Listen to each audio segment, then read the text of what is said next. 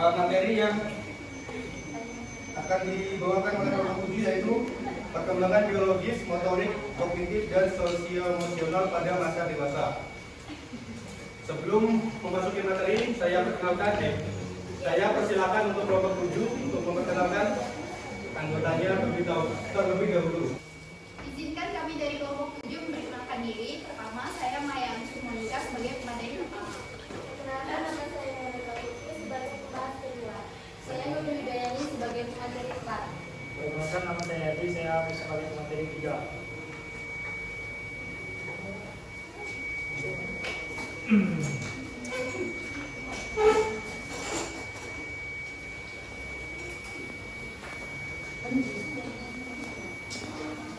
Pertama-tama latar belakang ada masa dewasa. Nah, teman-teman di sini, apakah semuanya sudah dewasa?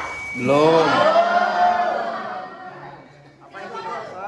Kenapa belum dewasa? Kan tidak. Sudah mahasiswa. Pemikiran saya masih kayak anak kecil. Karena jiwa saya masih anak-anak. Kayak berpikir saya masih labil. Oke. Saya oke Jadi lah. ada banyak beberapa Versi. faktor yang mempengaruhi dalam masa dewasa ini. Jadi saya akan membacakan pengertian dari masa dewasa. Masa dewasa adalah periode terpanjang dalam rentang kehidupan manusia. Fase ini seringkali dianggap sebagai masa puncak sekaligus masa dimulainya penurunan fungsi-fungsi tertentu. Secara tradisional, masa dewasa dibagi menjadi 3 tahap, yaitu masa dewasa awal, dewasa madya atau pertengahan, dan dewasa akhir. Pada masa inilah individu memegang peran penting dalam masyarakat dan keluarga. Secara sederhana, masa dewasa adalah fase dalam rentang kehidupan manusia yang ditandai dengan tercapainya kematangan fungsi biologis, psikologis, dan sosial. Berikut adalah pengertiannya dari beberapa sudut pandang. Yang pertama, secara biologis. Masa ketika pertumbuhan fisik telah mencapai puncaknya dan fungsi reproduksi telah matang sepenuhnya. Yang kedua, secara psikologis. Masa di mana individu telah memiliki kesadaran diri, kematangan emosional, dan kemampuan berpikir secara realistis serta bertanggung jawab atas keputusan pribadi. Yang ketiga, secara hukum. Status di mana seseorang dianggap telah mampu bertindak sendiri dan memiliki hak serta kewajiban penuh sebagai warga negara. Biasanya dimulai pada usia 18 tahun. Selanjutnya ada perkembangan.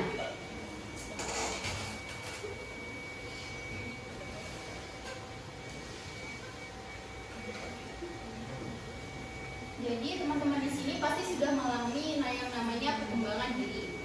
Perkembangan adalah perubahan yang progresif dan kontinu atau berkesinambungan dalam diri individu mulai dari lahir sampai mati.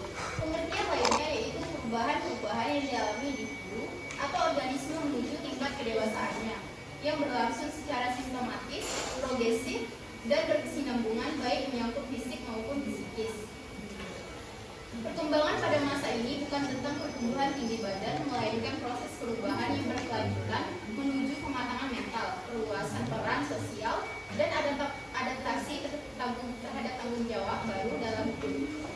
Sekian penjelasan dari saya, terima kasih.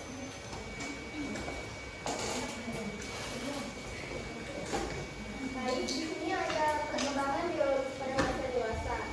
Orang dewasa awal berada di puncak kesehatan, kekuatan, energi, daya tahan, dan fungsi motorik. Ketajaman dimulai paling menonjol di usia 20 hingga 40 tahun. Mengancamkan pembahuan serta sensitivitas terhadap laki hati dan tubuh umumnya. Bertahan hingga usia paling tidak hingga 45 tahun. Namun demikian, pendengaran secara bertahap berkurang, terutama suara nada tinggi, mulai tingkat remaja, dan mati jelas setelah usia 25 tahun. Mulai usia 25 tahun, perubahan pada fisik mulai terlihat secara berlangsung. Kekuatan fisik mengalami kesimpulan hingga lebih mudah terserang penyakit. Selanjutnya ada perkembangan motorik. Faktor lainnya yang mempengaruhi perkembangan orang dewasa adalah kemampuan motorik. Perkembangan motorik adalah perkembangan mengontrol gerakan-gerakan tubuh melalui kegiatan-kegiatan yang terkoordinasikan antara susunan, syaraf pusat, syaraf dan otot, di mana otot dapat digerakkan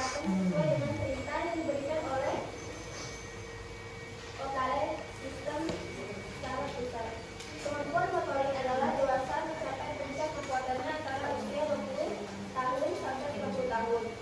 Kecepatan respon maksimal terjadi antara usia 20 sampai 25 tahun. Setelah itu kemampuan ini sedikit menurun. Kemampuan motorik mempunyai hubungan erat dengan kondisi fisik yang kuat dan kesehatan yang baik. Orang dewasa yang mempunyai kemampuan motorik yang baik cenderung akan dapat menyelesaikan pekerjaan yang banyak menuntut kemampuan fisik. Yang tadi saya kasih.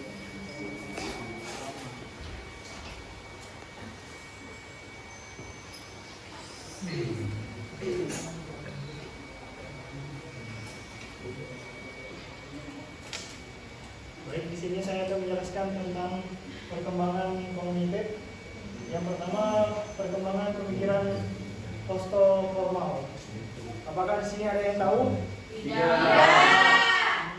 Tidak. Maka saya akan jelaskan ya.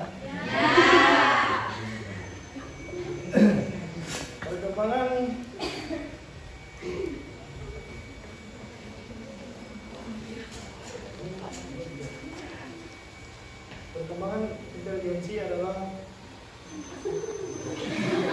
apa itu?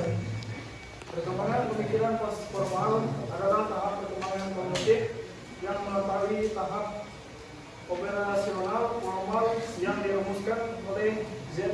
Piaget. Tahap ini umumnya muncul pada masa dewasa awal ketika individu mulai menyadari bahwa dunia tidak selalu hitam, putih, logis atau absolut.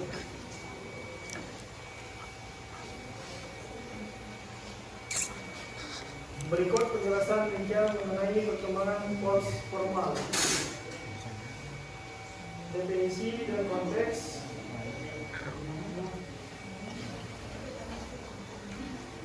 Post-formal terjadi perkembangan didorong oleh pengalaman hidup yang semakin kompleks seperti pendidikan yang tinggi, tanggung jawab pekerjaan, hubungan antara internasional, dan pernikahan, penyelesaian masalah sosial yang nyata. Berikutnya, perkembangan reflektif. Perkembangan reflektif adalah proses aktif, sadar, dan kritis dalam meninjau kembali pengalaman pengetahuan atau tindakan masa lalu, memahami maknanya secara lebih dalam. Ini melibatkan analisis situasi, evaluasi, perasaan, tindakan, dan penerapan pembelajaran tersebut. Komponen karakteristiknya ada kesadaran diri, analisis kritis, mengumpulkan pengalaman, pemecahan masalah. Langkah-langkah berpikir relatif, mengalami, merenung, mengevaluasi, menyimpulkan, dan merencanakan. Oke, yang terakhir, perkembangan inteligensi. Perkembangan inteligensi adalah perubahan kemampuan mental, berpikir, menerapkan, dan pemecahan yang semakin kompleks seiring waktu.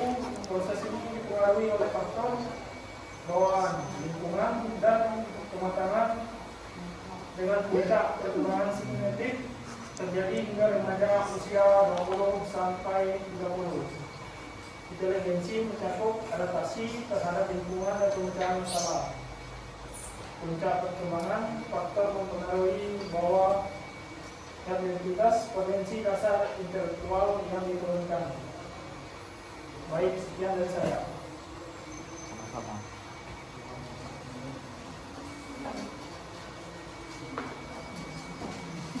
Baik, saya akan melanjutkan materi tentang perkembangan sosio-emosional. Bagi orang dewasa, perkembangan sosio-emosional berkisar sekitar integrasi yang adaptif dari pengalaman emosional ke dalam hidup sehari-hari yang memuaskan, serta relasi yang berhasil dengan orang lain. 20 tahun pertama dalam kehidupan bisa memprediksi kehidupan sosio-emosi pada usia dewasa. Pengalaman di masa dewasa awal penting untuk menentukan bagaimana jadinya individu itu di kemudian hari. Temperament merupakan gaya perilaku dan karakteristik respon emosional yang sifatnya individual. Untuk kita yang sudah memasuki usia dewasa, perkembangan sosio-emosional ini adalah bagaimana kita bisa mengelola dan melakukan perasaan atau kemarahan emosional yang kita alami, lalu menerapkannya dalam kehidupan sehari-hari dengan cara yang positif dan menyesuaikan diri dengan situasi. Jadi, perkembangan sosio-emosional ini adalah proses seumur hidup, tapi masa awal kehidupan sangat berpengaruh besar, dan dengan memahami temperament ini sendiri serta orang lain, kita bisa lebih mudah beradaptasi dan menjalin hubungan yang lebih baik dengan siapa saja. Sekian yang dapat saya sampaikan. Terima kasih.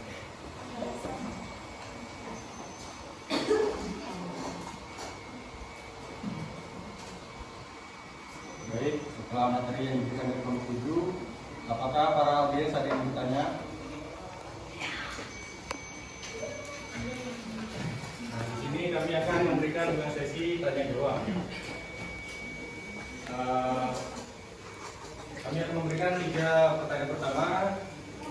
Dari masing-masing kelompok hanya boleh 1 orang saja bertanya. Turunkan tangan terlebih dahulu. Siapa yang paling cepat? Laura. Turun lagi. Ini. Jamiana.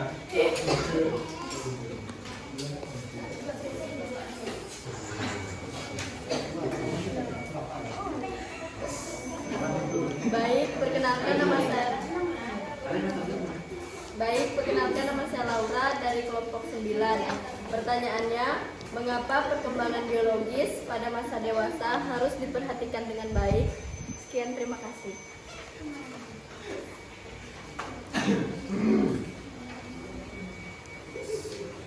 Perkenalkan, nama saya Edi Kurniawati dari kelompok 2. Pertanyaannya, mengapa keseimbangan antara aspek kognitif dan emosional penting pada masa dewasa? Terima kasih. Baik, perkenalkan nama saya Damiana Febrilisi dari kelompok 6. Pertanyaannya, mengapa pengalaman di masa awal dewasa sangat berpengaruh terhadap kehidupan selanjutnya?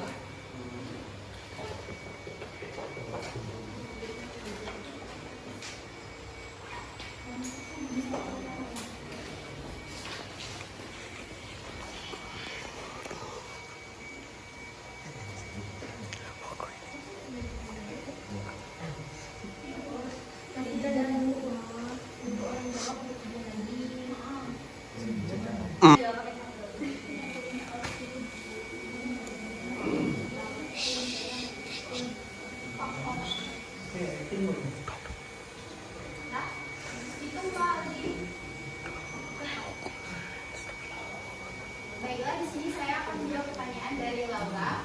Pertanyaannya, mengapa perkembangan biologis pada masa dewasa harus diperhatikan dengan baik? Jawabannya dari saya adalah perkembangan biologis pada masa dewasa tetap harus diperhatikan dengan baik karena fase ini tubuh tidak lagi mengalami pertumbuhan pesat seperti masa anak-anak atau remaja, melainkan mulai mengalami pemeliharaan dan penurunan fungsi-fungsi secara bertahap. Jika tidak dijaga, perubahan ini bisa berdampak pada kesehatan jangka panjang. Beberapa alasan pentingnya yaitu mulai terjadi penurunan fungsi tubuh, mencegah penyakit degeneratif, menjaga produktivitas dan kualitas hidup, keseimbangan hormon, dan persiapan menuju usia lanjut. Kesimpulannya, pada masa dewasa bukan berarti perkembangan biologis berhenti, tetapi berubah arah menjadi keseimbangan dan penyesuaian. Oleh karena itu, perhatian terhadap kesehatan tubuh sangat penting agar tetap sehat, produktif, dan memiliki kualitas hidup yang baik hingga usia lanjut. Apakah bisa diterima, Laura, jawabannya? Baik.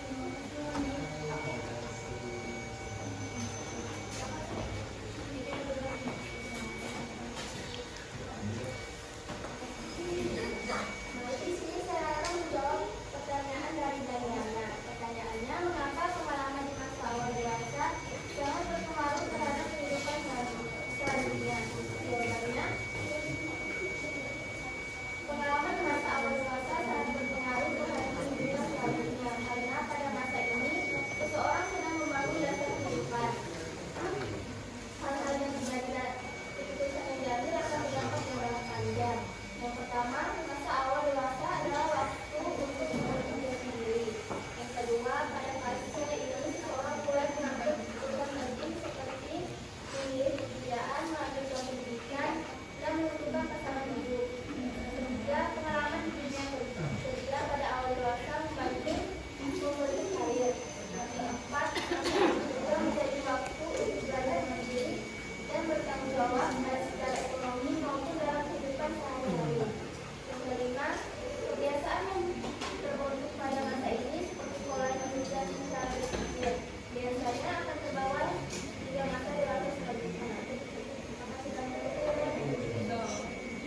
Baik,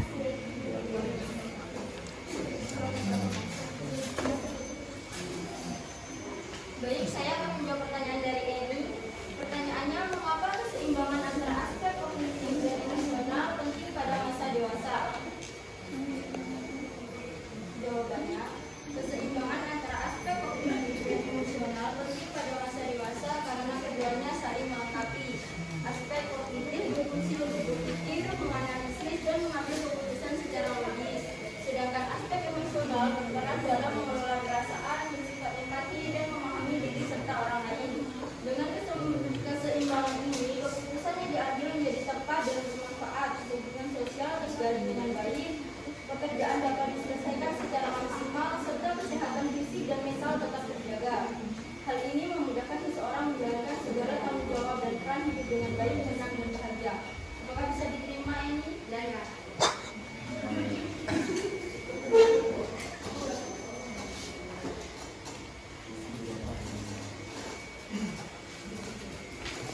Baik, sekarang memasuki sesi dua pertanyaan dan jawab. Saya persilakan tiga orang yang ingin bertanya. Satu Rita. Lagi.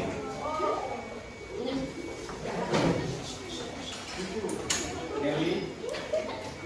Jangan Tasya.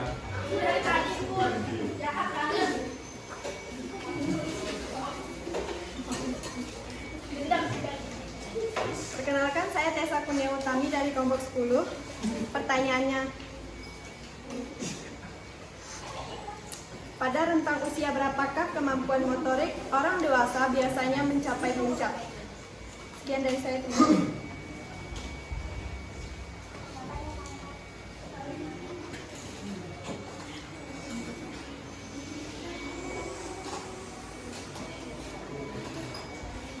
Baik, perkenalkan nama saya Nelly Agustin dari kelompok 1. Pertanyaannya, pada perkembangan kognitif, bagaimana kemampuan berpikir, pemecahan masalah, dan pengambilan keputusan berkembang pada masa dewasa? Terima kasih.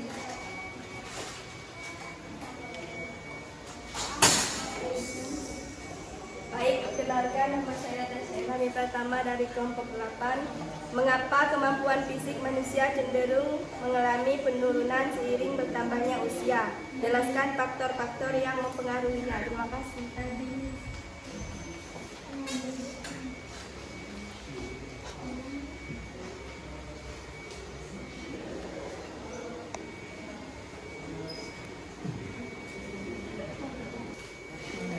Baik, saya akan menjawab pertanyaan dari Desa. Pertanyaannya, pada rentang usia berapakah kemampuan motorik orang dewasa biasanya mencapai puncaknya? Kemampuan motorik orang dewasa umumnya mencapai puncaknya pada rentang usia 20 sampai 30 tahun. Pada masa ini, tubuh berada dalam kondisi fisik yang optimal, ditandai dengan kekuatan kognitif maksimal, koordinasi gerak yang baik, kecepatan responsif yang tinggi, serta daya tahan tubuh yang kuat.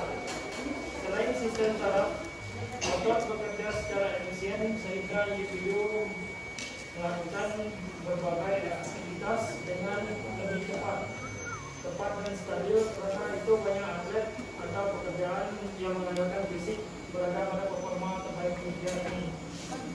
Setelah memasuki usia 30 tahun, kemampuan motorik mengalami penurunan secara bertahap.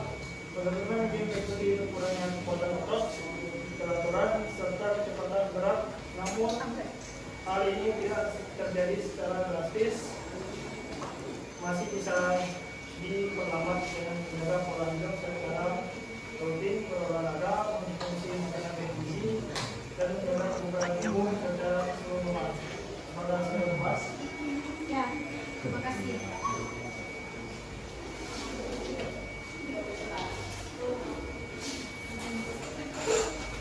Saya akan menjawab pertanyaan dari pertanyaannya, mengapa pengalaman ini sangat berpengaruh terhadap pola pikir seseorang dari dewasa?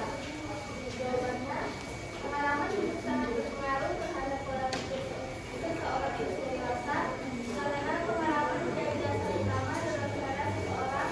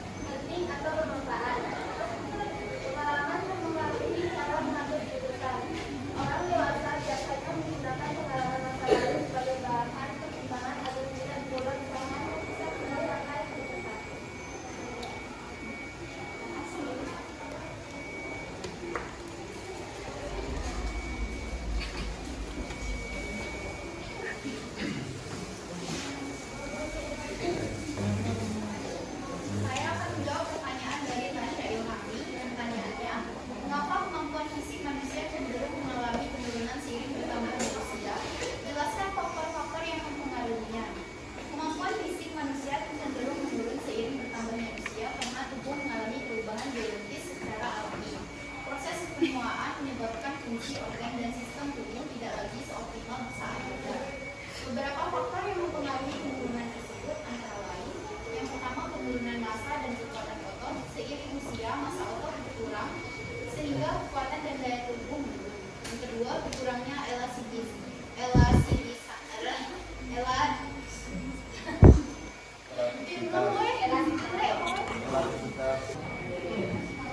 Beberapa faktor yang mempengaruhi penurunan tersebut antara lain: yang pertama, penurunan massa dan kekuatan otot. Seiring usia, massa otot berkurang sehingga kekuatan dan daya tubuh menurun. Yang kedua, berkurangnya elastisitas dan fleksibilitas sendi dan jaringan tubuh menjadi lebih kaku sehingga gerakan tidak lagi seluas sebelumnya. Yang ketiga, penurunan fungsi sistem saraf. Respon tubuh menjadi lebih lambat, koordinasi gerak menurun, dan keseimbangan berkurang. Yang keempat, perubahan hormon. Produksi hormon seperti testosteron dan hormon pertumbuhan menurun yang berpengaruh pada kekuatan dan energi tubuh. Yang kelima, gaya hidup. Kurangnya aktivitas fisik, pola makan tidak sehat, dan kebiasaan buruk seperti merokok dapat mempercepat penurunan kemampuan fisik. Yang keenam, kesehatan dan penyakit. Penyakit kronis yang sering muncul di usia. Kesimpulan dari materi kami adalah, dari pembahasan kami dapat disimpulkan bahwa perkembangan manusia menuju dewasa meliputi perkembangan biologis, perubahan-perubahan pada bentuk tubuh dan pada sistem pada tubuh, perkembangan kognitif, motorik, perkembangan perubahan pada cara berpikir, perkembangan motorik adalah perkembangan mengontrol gerakan-gerakan tubuh, melalui kegiatan-kegiatan yang terkoordinasikan antara susunan syaraf, pusat, syaraf, dan otot. Perkembangan sosio-emosional, perkembangan pada emosi manusia. Oleh karena itu, perkembangan pada masa dewasa sangat diperhatikan dengan baik. Sekian dari kami, terima kasih.